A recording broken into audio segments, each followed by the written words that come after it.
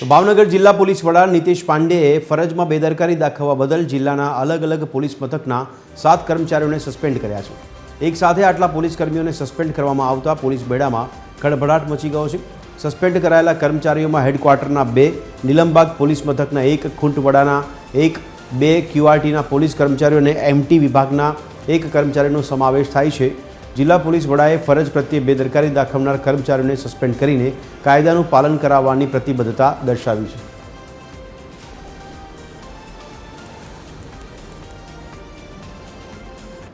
તો આજ અંગે વધુ વિગત આપી રહ્યા છે અમારા સંવાદદાતા અલ્પેશ ડાભી। અલ્પેશ, જણાવશો જે 7 કર્મચારીઓને સસ્પેન્ડ કરવામાં આવે તેની પાછળ કયું કારણ સામે આવ્યું છે, કઈ કારણના આધાર પર તેમને સસ્પેન્ડ કરવામાં આવ્યા છે?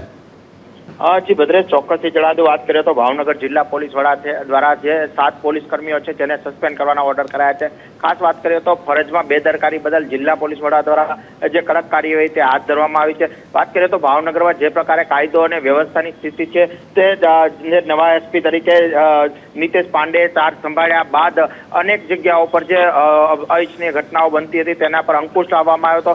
ત્યારબાદ પોલીસ બેડામાં પણ જે પ્રકારે એક સાથે 7 પોલીસ કર્મીઓ છે, જેમાં હેડક્વાર્ટરના 2, નીલમબાગ પોલીસ મથકના 1 અને જિલ્લાના જુદા જુદા પોલીસ મથકના મળીને કુલ 7 જેટલા પોલીસ કર્મીઓ છે જેણે ફરજમાં બેદરકારી દાખવી હોય, જે બદલ જિલ્લા પોલીસ વડા સમક્ષ ફરિયાદ થતા આ અંગે જિલ્લા પોલીસ વડા દ્વારા 7 જેટલા પોલીસ કર્મીઓને જે સસ્પેન્ડ કરાયા છે અને જે કડક કાર્યવાહી જિલ્લા પોલીસ વડા દ્વારા કરવામાં આવતા પોલીસ બેડામાં જે ખળભળાટ મચી ગયો છે।